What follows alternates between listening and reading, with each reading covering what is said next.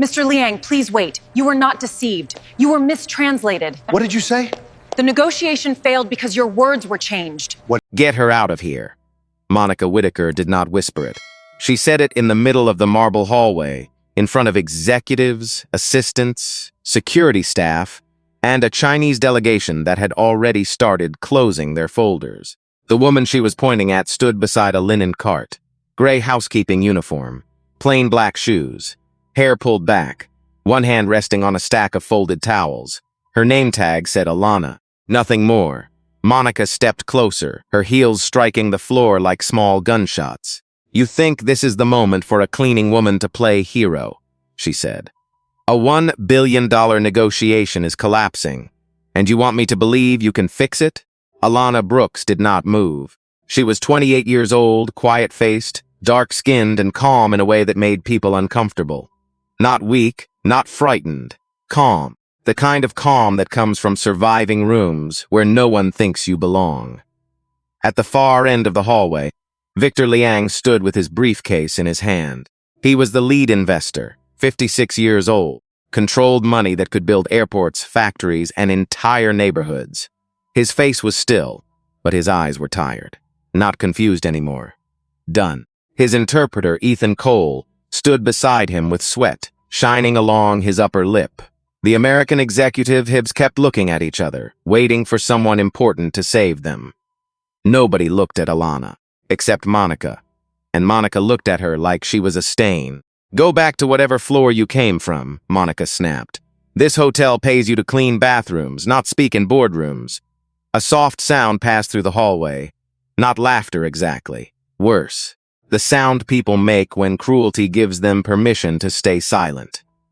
Alana's fingers tightened around the towel cart. For 1 second, her thumb touched the small green bracelet on her wrist. Cheap glass beads, not jade. A gift from her grandmother. A reminder that dignity does not need permission. Victor Liang turned toward the exit. The deal was over. The room knew it. Monica knew it. The executives knew it. And still, no one stopped him. Then Alana spoke. Not loudly. Not dramatically. Just one clear sentence in Mandarin. Victor froze with his hand on the door. His shoulders stopped moving. The hallway went silent so fast it felt like the air had been cut. Slowly he turned around. His eyes locked on Alana. This time he really saw her. Ethan's face drained of color. Monica blinked once. "What did you just say?" she asked. Alana did not answer her. She kept her eyes on Victor. In Mandarin she said, "Sir, you were not being deceived. You were being mistranslated. Those are very different things." Victor's grip loosened on the briefcase. The American executives looked from Alana to Ethan, then back again. Nobody breathed right. Monica's mouth opened, but no words came. For the first time that day, she was not in control. Alana stepped away from the cart. One step, then another. Her shoes made a soft squeak against the polished floor. A small sound.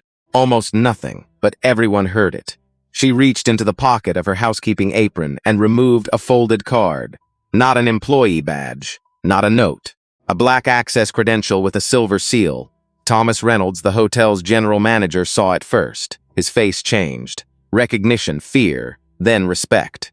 Because Alana Brooks was not just a maid. Not anymore. 3 weeks earlier, she had been appointed by the ownership board as an undercover operational auditor after multiple discrimination complaints had vanished inside Monica's department.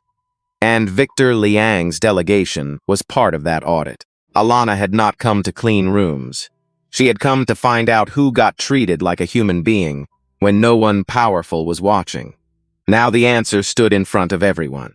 Monica stared at the card, her lips parted. Alana's voice stayed low. "Mr. Liang," she said in English now, "if you are willing to sit down for 10 more minutes, I can explain exactly where the translation failed." Victor looked at her uniform, then at Monica, then at the silent hallway full of people who had chosen comfort over courage. He closed his briefcase. 10 minutes, he said, and just like that, the woman they tried to throw away became the only person left, with the power to save them. 4 hours earlier, Alana Brooks was not standing in a marble hallway with a room full of executives staring at her. She was behind the grand ballroom, restocking a linen cart in a service corridor that smelled like bleach, lavender spray, and old air conditioning. The hotel looked different back there. No chandeliers, no polished smiles, no fresh flowers in crystal vases, just gray walls, humming pipes, metal door workers moving fast with tired feet. Alana folded a white towel into a clean square and placed it on the cart. Her movements were careful, quiet, practiced. Through a half-open fire door, voices spilled into the corridor. English first, then Mandarin, sharp Mandarin, fast Mandarin. The kind people used when patience was almost gone. Alana paused. She did not step closer. She did not mean to listen, but the words reached her anyway. Inside the ballroom, Victor Liang stood near a long conference table with 3 members of his team. His suit was dark, his posture straight, but his eyes had already hardened. Across from him stood the hotel's corporate delegation, men and women with perfect jackets, expensive watches, and polite fear sitting behind their eyes. Between them stood Ethan Cole, 31, smooth hair, gray suit, a tablet in one hand, a badge that said certified interpreter. Victor spoke first. His voice cut through the room. This clause gives your side final authority after acquisition. That is not partnership. That is surrender. Alana's hand stopped on the towel. She knew every word. She knew the weight behind every word. Ethan nodded, glanced at his tablet, then turned to the American side. Mr. Lang would like more flexibility on the implementation timeline. Alana's stomach tightened. That was not what he said. Not even close. Victor continued, his tone lower now. If this language stays, my board will believe you negotiated in bad faith. Ethan swallowed. Then translated. He is concerned about the schedule and would like reassurance that both teams can continue working together. Alana looked through the narrow gap in the door. Victor's jaw shifted. He understood enough English to hear pieces. Not all of it, but enough to know something was wrong. Enough to know his anger was being wrapped in soft cloth and handed across the table as if it were a minor concern. One of the American executives, a man named Peter Langford, smiled with relief. Of course, Peter said. Timeline flexibility is easy. Victor stared at him. The room cooled. Alana could feel it from the hallway. This was how disasters happened. Not with shouting, not with one big lie, with small changes, small omissions. A sharp warning turned into a polite question. A legal threat turned into a scheduling concern. A man asking for respect made to sound like a man asking for convenience. Alana pressed her palm against the side of the cart. Her grandmother's bracelet slid against her wrist. She could walk in. She could say something. She could stop this. Then the other voice came. The one life had trained into her. Who would believe you? A maid correcting a certified interpreter in front of a billion-dollar delegation. It sounded impossible. It sounded dangerous. She looked down at her shoes. The left sole had been glued twice. The right one squeaked when she walked too fast. Inside the ballroom, Ethan kept translating.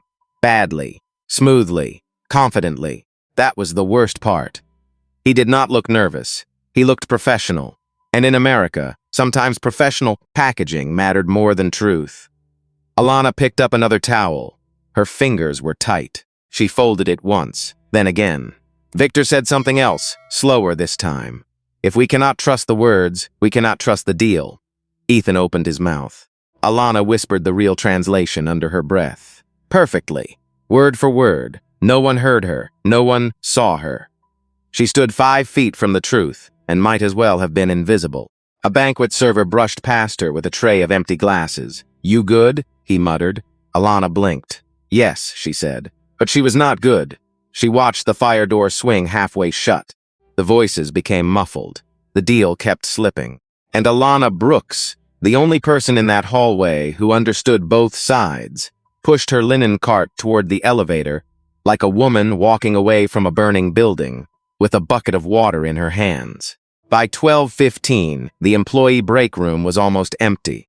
A vending machine hummed in the corner. A microwave beeped once, then went quiet. Someone had left a half-finished crossword on the table, coffee rings bleeding through the paper. Alana sat alone near the back wall. Her lunch was rice and beans in a plastic container. Nothing fancy. Nothing warm enough by the time she opened it. She ate slowly, one small bite at a time, with her phone propped against a napkin dispenser. In her earbuds, a man was speaking Mandarin. Not tourist Mandarin, not simple phrases. He was explaining cross-border acquisition law, voting rights, controlling interest, board approval, deadlock clauses, and post-merger governance. Alana listened with her eyes half closed. Then she paused the recording. She picked up a pen and wrote in her notebook. Not one language. 4. Mandarin in tight vertical strokes. French beneath it. Portuguese along the margin. Arabic on the next line. Her handwriting changed with each language, as if her mind opened a different door every time. Nobody at the hotel had ever seen that notebook. Nobody had asked. To them, Alana was the quiet woman who changed sheets, replaced towels, and moved out of the way when guests walked past. That was useful to her now. It made people careless. It made people honest. And for the ownership board, that was exactly why she had been chosen. 3 weeks earlier, Alana had sat in a private office on the top floor with Thomas Reynolds and 2 attorneys from the ownership group. A formal complaint pattern had surfaced. Guests of color ignored. Staff mocked. Applications blocked.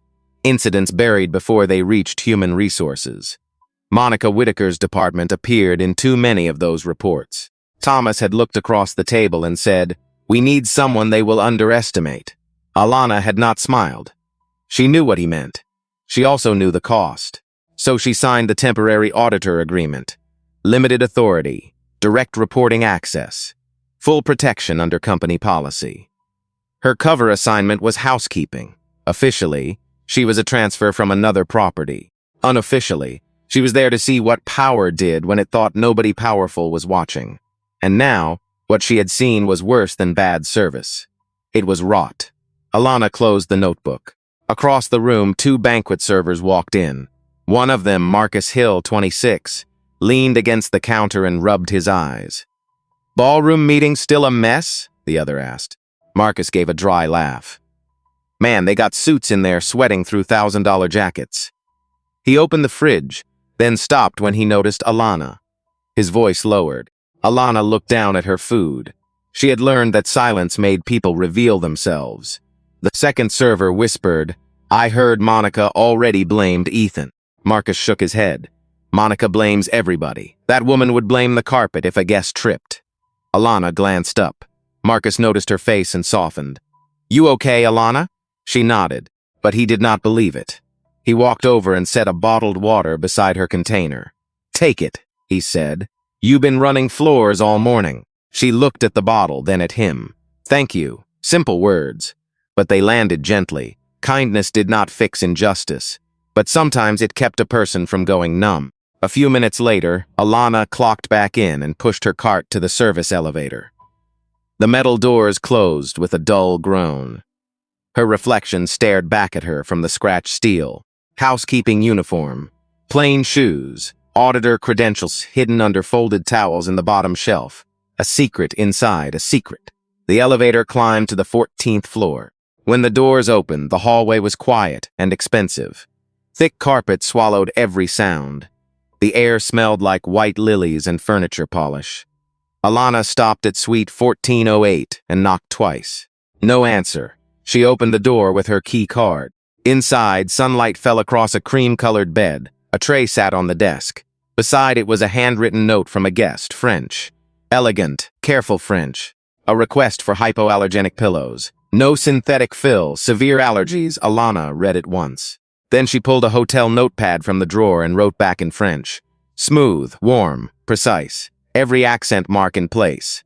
She signed only her employee number. No name. She placed the note on the bed with the pillows and turned to leave.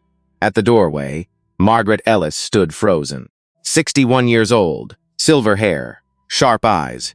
A woman who had survived this hotel longer than most executives lasted in their titles. She looked at the note, then at Alana, then at the cart. For 3 seconds, neither woman spoke. Finally, Margaret said quietly, "How many languages do you know?" Alana's fingers tightened around the door handle. The hallway seemed to hold its breath, and somewhere 14 floors below, the billion-dollar deal kept bleeding out. Margaret Ellis did not ask the question like a supervisor looking for trouble. She asked it like a woman who had just found a key under a locked door. Alana stood inside suite 1408 with the pen still in her hand. The French note lay on the bed beside the hypoallergenic pillows. Sunlight touched the paper, bright enough to make the ink look wet. "How many languages do you know?" Margaret asked again, softer this time. Alana looked toward the hallway, empty. Then back at Margaret. "Enough to know something is wrong downstairs." Margaret's face changed. Not surprise, concern. She stepped inside and let the door close halfway behind her. "With the Chinese delegation?" Alana nodded once. Margaret moved closer, but not too close. She had spent decades managing people who were tired, scared, underpaid, and proud. She knew when to give space. "Tell me." Alana hesitated, because this was the line. Once she crossed it, she could not go back to being invisible. She could not pretend she had only heard a few words. She could not hide behind towels and room keys. She took a slow breath. The interpreter is softening what Mr. Liang says, not just simplifying, changing meaning. He raised concerns about control rights after the acquisition. Ethan translated it as timeline flexibility. Margaret's jaw tightened. "That bad?" "Worse," Alana said. "If the Chinese side believes the clause gives final authority to the Americans, they will walk. And if the Americans think it is just a schedule concern, they will keep answering the wrong question." Margaret stared at her. Outside the suite, a cart rattled somewhere down the hall. A housekeeper laughed quietly into a phone. Normal hotel sounds. Normal life moving around a disaster no one else could see. Margaret folded her arms. "How do you know acquisition language?" Alana almost smiled, but it did not reach her eyes. "Library books, online lectures, contract podcasts, a lot of nights." Margaret looked at the worn sleeves of Alana's uniform, the plain shoes, the green bracelet. Then she looked at the French note again. "You have been carrying all that around while people ask you for extra shampoo." Alana's throat tightened. "That is the job." "No," Margaret said. "That is what they call the job when they do not want to see the person doing it."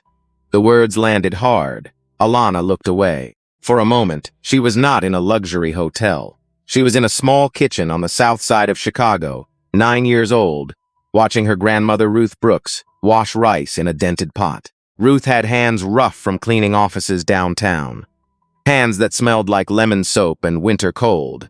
But every night those hands opened books at the kitchen table. French poems, old newspapers, a used Mandarin phrase book Ruth had found at a church sale, even though she could not read half of it. "Learn what they do not expect from you," Ruth used to say, "not to impress them, to free yourself." Alana remembered Ruth braiding her hair before school, speaking Creole French under her breath. Remembered the small green bracelet sliding over her child-sized wrist one Christmas morning. "It is not jade, baby," Ruth had said, "but it is yours, and sometimes what is yours enough to keep you standing." Alana blinked. The hotel room came back. Margaret was watching her, but not pushing. "My grandmother taught me the first language," Alana said. "The rest I taught myself after she passed." "How old were you?" 19. Margaret's eyes softened, but her voice stayed firm. "And nobody here knows?" Alana shook her head. "I applied for front desk 2 years ago. Monica rejected it without an interview. Said the role required a professional communication background." Margaret exhaled through her nose, a quiet, angry sound. That woman would not recognize professionalism if it handed her a business card. Alana looked down. The card was hidden under towels in the cart, the black auditor credential. The proof that she had authority Monica knew nothing about. But authority did not erase the old fear. Not yet. Margaret stepped to the door and glanced into the hallway. "Then we go to Thomas." Alana's head lifted. "No, yes." "Margaret, if I am wrong, you are not. If Monica finds out I went around her, she will bury me." Margaret turned back. Her eyes were sharp now. "Baby, listen to me. Some people bury talent because it reminds them they have been standing on shallow ground. That is not your shame, that is theirs." Alana did not move. Margaret's voice dropped. "If you stay quiet today, you will remember this for the rest of your life. Not because a deal failed. Because you had the truth in your hands and let fear talk you out of using it." The air between them went still. Then Alana reached down to the bottom shelf of the linen cart. She moved 2 folded towels, pulled out the black access credential. Margaret saw the silver seal. Her eyes widened.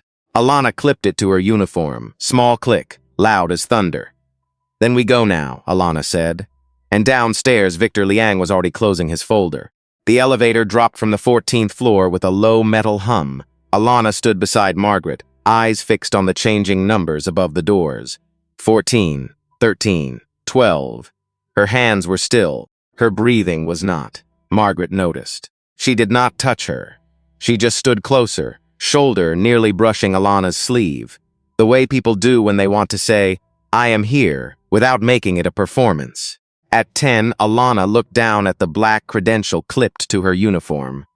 It looked strange there. Too official against cheap gray fabric. Too honest against a disguise built from other people's assumptions. Margaret followed her gaze. "You earned that," she said. Alana gave a small nod, but her mind was already downstairs. The ballroom, the wrong words, Victor Liang's face, Ethan's smooth voice carrying damage from one language into another. The elevator opened on the executive level. The hallway was brighter here, cleaner, thicker carpet. Framed black and white photographs of the hotel's history lined the walls. Grand openings, ribbon cuttings. Men in suits shaking hands like the future belonged to them. Thomas Reynolds' office sat behind a glass door at the end. His assistant, Brielle Carter, looked up from her desk as they approached. She was 35, sharp-eyed, with a headset around her neck and 3 phones blinking in front of her. "Margaret," she said, "is everything okay?" "No," Margaret said. "We need Thomas now." Brielle looked at Alana's uniform, then at the credential. Her posture changed. Professional curiosity became alarm. "He's on a call with ownership." "Then ownership will want him off that call," Margaret said. Brielle hesitated for only half a second.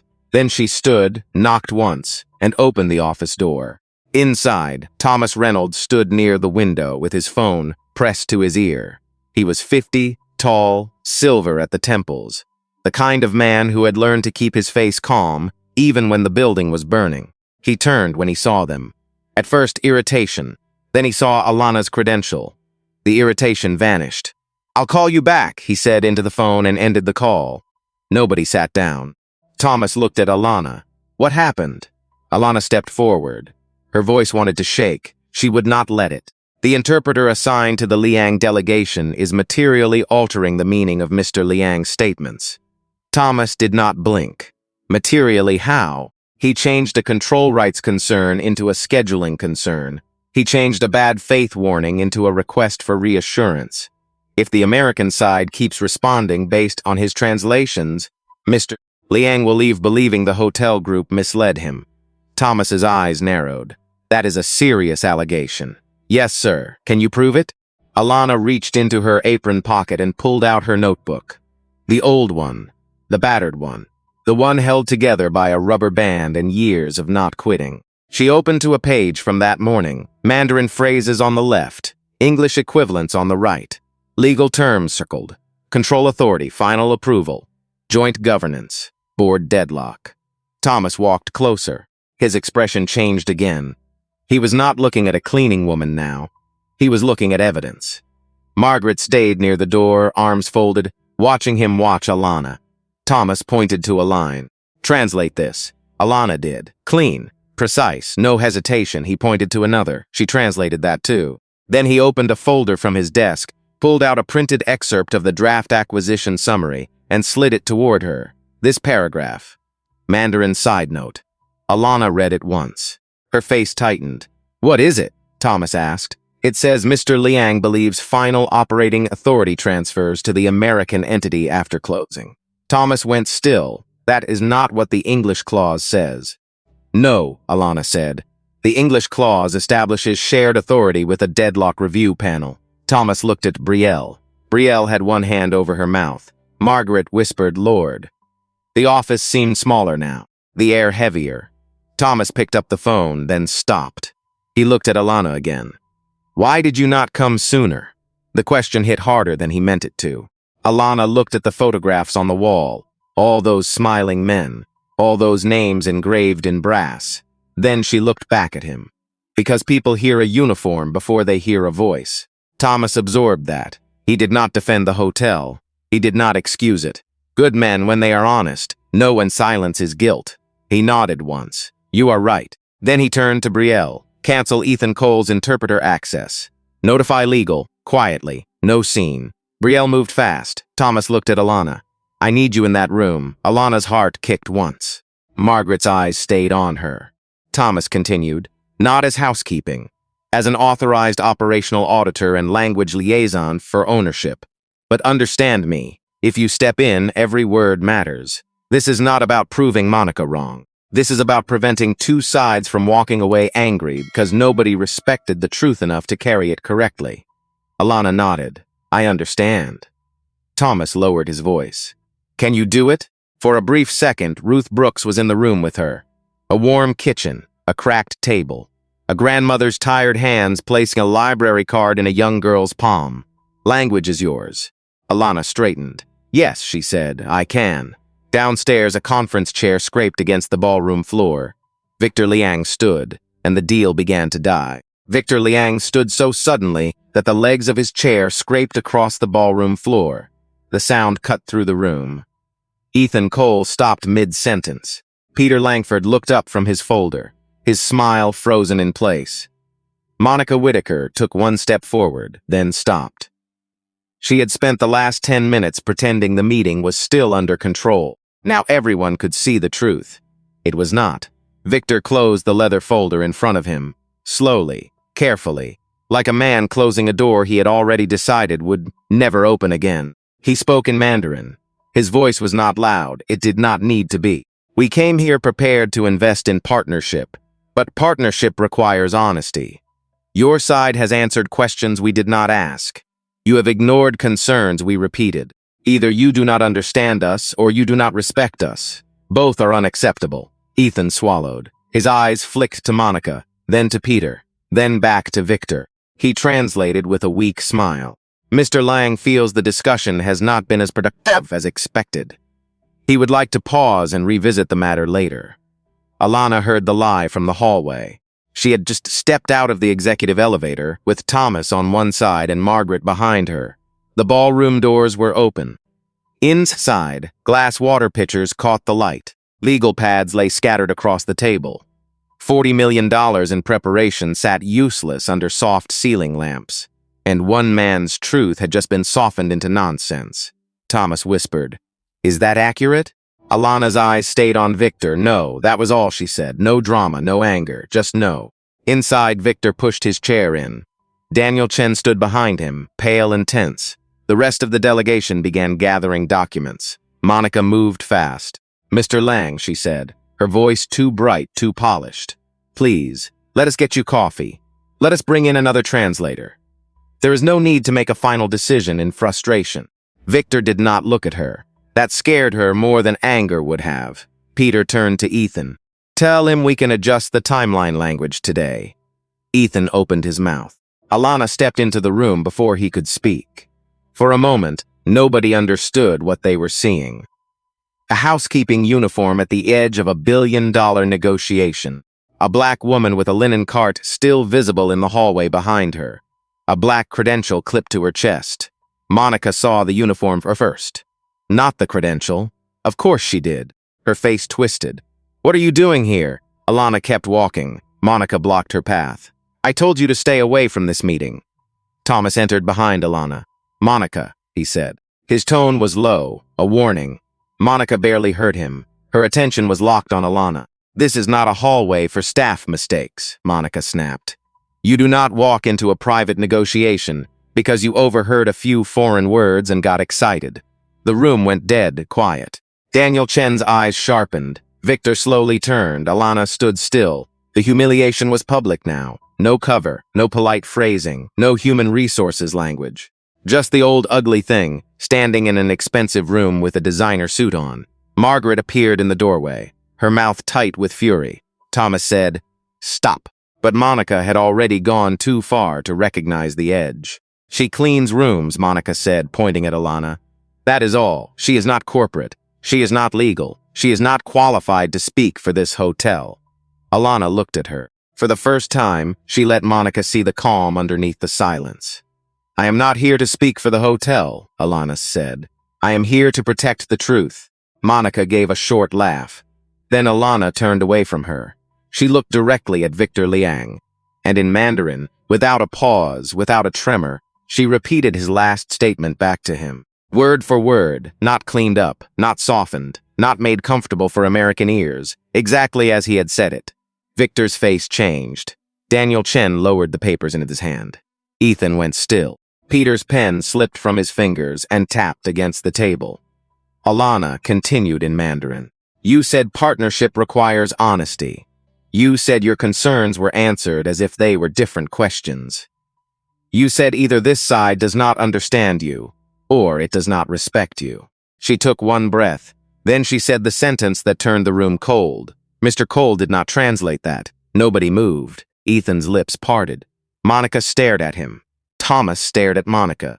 Victor stared at Alana. And for the first time all afternoon, the most powerful man in the room was listening to the woman everyone else had tried not to see. Ethan Cole tried to speak. No sound came out. He looked down at his tablet as if the answer might be hiding there, behind his notes, behind the clean font and the expensive cover. His thumb moved once across the screen, then stopped. Victor Liang did not blink. Is she correct? He asked in English. The question was quiet. That made it worse. Peter Langford turned to Ethan. Well, Ethan swallowed hard. I was simplifying for clarity. Alana answered before anyone else could. No, she said. Simplifying means making something easier to understand. You changed the subject. Ethan's face flushed. Monica stepped in fast, desperate to regain control. This is highly inappropriate, she said. We do not even know who authorized her to be in this room. Thomas Reynolds moved beside Alana. I did. Monica turned sharply. Thomas did not raise his voice, and ownership did. That landed like a dropped glass. A few executives sat straighter. Monica's eyes moved to Alana's credential. This time she saw it. Really saw it. The black card, the silver seal, the access level no housekeeping employee should have. Her face went pale in uneven patches. What is that? She whispered. Alana did not answer her. Thomas did. Ms. Brooks has been serving as an undercover operational auditor for the ownership board. The room changed shape around those words. Chairs creaked. Someone drew in a sharp breath. Margaret stood at the doorway, chin lifted, eyes wet but fierce. She had worked long enough to know what this moment meant. Not revenge, accountability. The thing people demanded from workers and avoided when power was involved. Monica's hand rose to her throat. That is not possible. It is, Thomas said. Alana kept her gaze steady. For 3 weeks I have documented guest treatment, staff conduct, internal reporting failures, and discriminatory patterns inside customer relations. Monica stared at her as if the floor had moved. Alana continued. Today was supposed to be my final observation day. Nobody spoke. The air conditioner hummed above them. Outside the ballroom doors, someone pushed a cart past the hallway. A wheel squeaked once, then faded. Victor looked from Alana to Thomas. You placed her here to be ignored, he said. Thomas's face tightened. Yes, he said. Because ignored people often see the truth first. That sentence did not excuse the hotel. It condemned it. Alana felt that condemnation settle over the room. She looked at Ethan. His confidence had collapsed into something smaller now. Fear. Shame. Maybe both. Mr. Cole, she said, you need to tell them why you softened the translations. Ethan shook his head. I did not mean harm. That is not an answer. His eyes flicked toward Monica. A mistake. Everyone saw it. Monica went rigid. Victor saw it too. Daniel Chen stepped forward, voice low but controlled. Did someone instruct you to reduce tension? Ethan closed his eyes for half a second. Then his shoulders dropped. Monica told me not to make the American side look defensive, he said. She said Mr. Liang was emotional and that I should keep the tone constructive. Monica snapped, that is not what I meant. But the denial came too quickly, too thin, too late. Peter Langford pushed back from the table. You told the interpreter to alter a negotiation? I told him to manage tone, Monica said. That is client relations. No, Alana said. That is manipulation. The word hit clean. Monica turned on her. You do not get to lecture me. Alana's voice stayed calm. I do, actually. That is why I am here. Silence. Heavy. Final. Thomas looked at Brielle, who had appeared in the doorway with a legal folder pressed to her chest. "Document this," he said. Brielle nodded. Her hand was shaking, but her eyes were clear. Victor placed his briefcase back on the table. Slow, not as surrender, as judgment. "I will hear the accurate explanation," he said. "From Ms. Brooks, no one else." Ethan stepped away from the center of the room. Monica opened her mouth again. Thomas cut her off. "Monica, you are relieved from this meeting." She stared at him. "You cannot do that." "I just did." For a second, all the polish fell from her face. Not anger, panic. The pure panic of someone who had mistaken position for character. Security did not drag her out. No one touched her. That would have been too easy, too dramatic, too merciful. She had to walk, past the executives, past Margaret, past Alana. At the doorway, she stopped. Alana thought she might apologize. She did not. She only looked at the black credential again, as if trying to understand how power had been standing in front of her all along, wearing a uniform she never respected. Then she left. The ballroom door eased shut behind her. Alana turned back to Victor Liang. Her voice softened. "May I begin with the clause that caused the breach in trust?" Victor nodded, and everyone leaned in. Not because she had a title, because at last she had the truth. Alana opened the acquisition summary and placed it flat on the table. No one interrupted her. Not Peter Langford. Not Ethan Cole. Not the attorneys sitting with their pens frozen above yellow legal pads. Even the air seemed to wait. Alana pointed to the paragraph that had nearly killed the deal. "The English clause does not give final operating authority to the American entity," she said. "It creates shared approval for major decisions after closing. Capital expenditures, leadership appointments, facility closures, vendor contracts above a certain threshold." She turned to Victor and repeated it in Mandarin. This time, no one softened anything. No one polished the edges. Victor listened without moving. Daniel Chen leaned forward with both hands on the table, eyes fixed on the page. Alana continued. "The confusion begins here."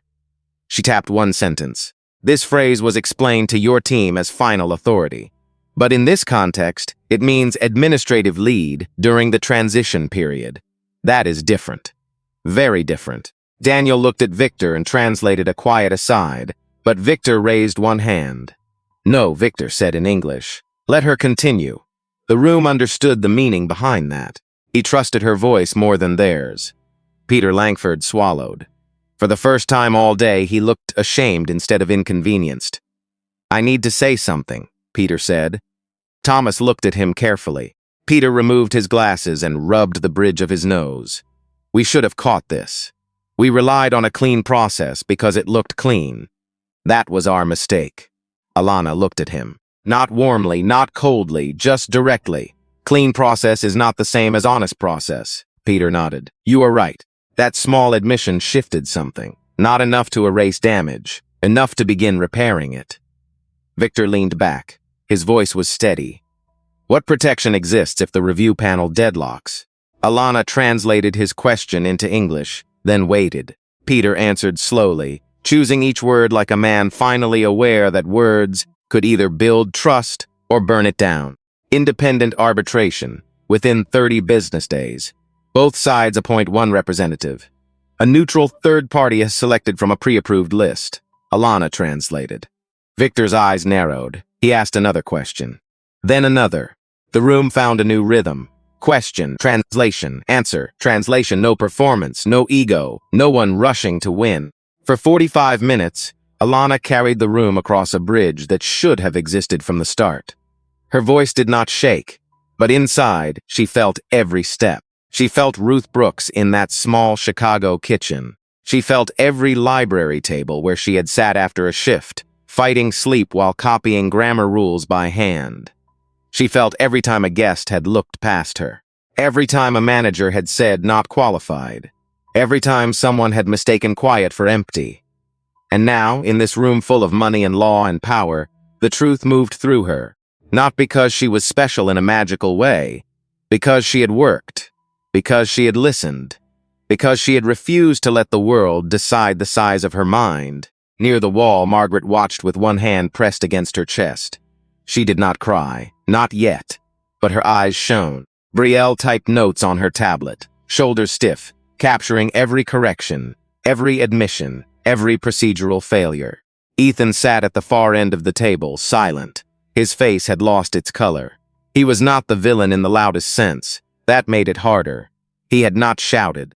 He had not cursed. He had simply chosen comfort over accuracy because someone above him wanted the room to feel smoother.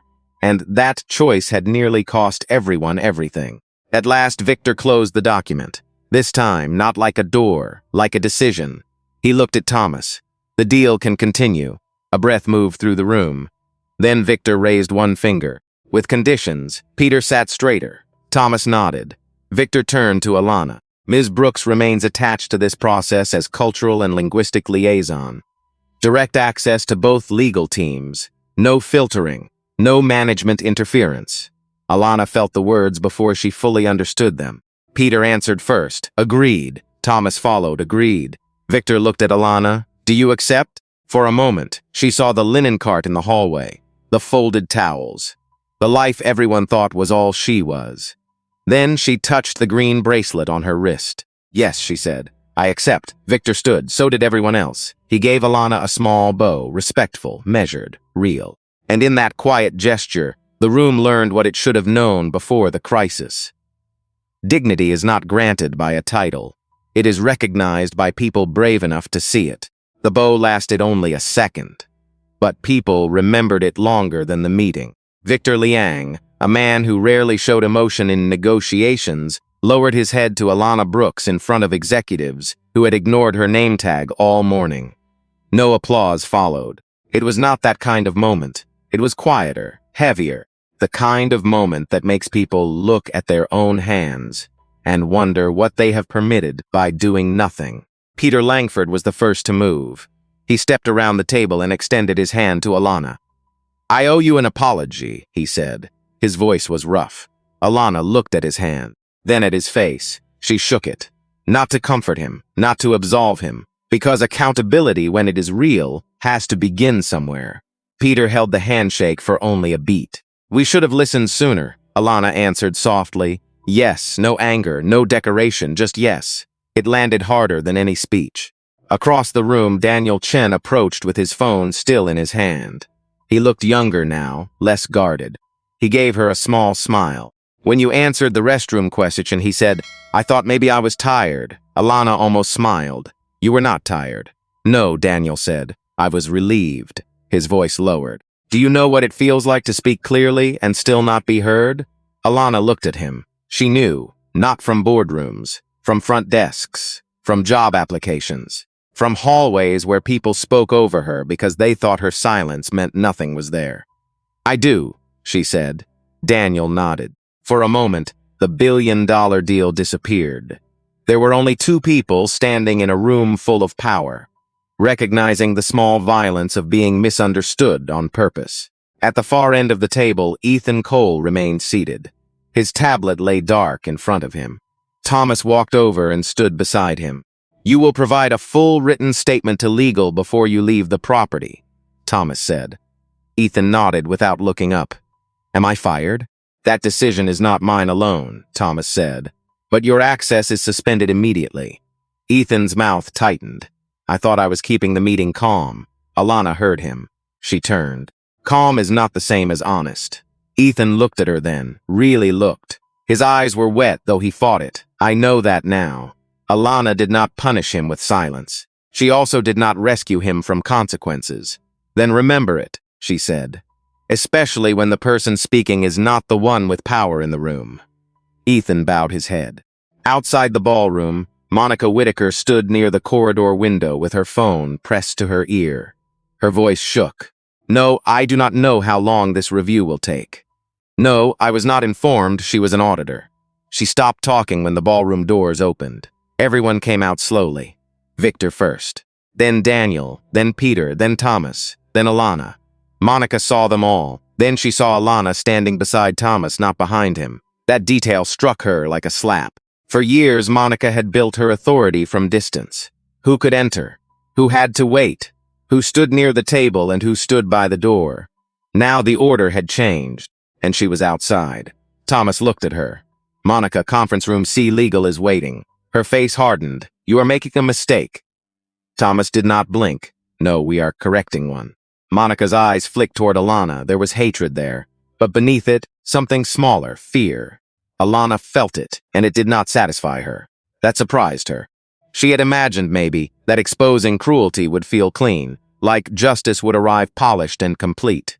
It did not. It felt heavy, necessary. Human beings were not stains to scrub away. Even the ones who caused harm had to face the mirror, without everyone pretending the mirror was cruel. Monica walked past her. Their shoulders nearly touched. Alana smelled her perfume. Sharp. Expensive. Too much, Monica whispered. You planned this. Alana answered without turning. No, you revealed it. Monica stopped for half a second, then kept walking.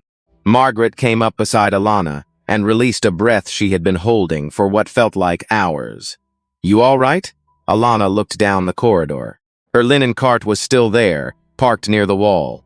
Towels folded, spray bottle hooked on the side. The life she had used as cover. The life people had mistaken for limitation. I do not know yet, she said. Margaret nodded. That is an honest answer. Thomas approached with Brielle beside him. Brielle held a printed memo already marked with signatures. Ownership wants you in the follow-up call in 1 hour, Thomas said. They also want your audit report delivered directly tonight. Alana nodded. Then Thomas hesitated. This was new for him, too. He had power, but power had failed under his roof. He knew it. Ms. Brooks, he said, after today, we need to talk about your role here. Alana looked at him. Her voice was calm. Yes, we do, not grateful, not eager, equal. Thomas understood the difference. And as Alana walked back toward the ballroom, the soft squeak of her repaired shoe echoed across the marble floor. This time, no one laughed. This time, everyone heard it. 3 weeks later, the hotel hallway looked the same. Same marble floors, same gold elevator doors, same smell of lilies near the lobby. But for Alana Brooks, nothing moved the same way anymore. People looked up now. Some smiled because they meant it. Some smiled because they were afraid not to. She noticed the difference. She noticed everything. Her new office was small, tucked behind the executive conference wing, but the glass door carried her name in black letters. Alana Brooks. Cultural and Linguistic Liaison. Below it, in smaller print, Operational Integrity Advisor. She stood outside that door on her first morning and stared at the words for longer than she expected. Not because the title made her feel bigger. It did not. It made the room feel honest. Margaret Ellis walked up behind her with 2 paper cups of coffee. Cream and sugar, Margaret said. Because I know you pretend to like it black and I do not support lies. Alana laughed once. A real laugh. Small but real. Margaret handed her the cup and looked at the door. Your grandmother would have liked that. Alana's smile faded into something softer. She would have asked why the office is so far from the windows. Margaret nodded. Smart woman. Inside, the office held a desk, a phone, laptop, and 3 folders already waiting for her. New translation protocols, anti-discrimination training revisions, a direct reporting channel for service staff.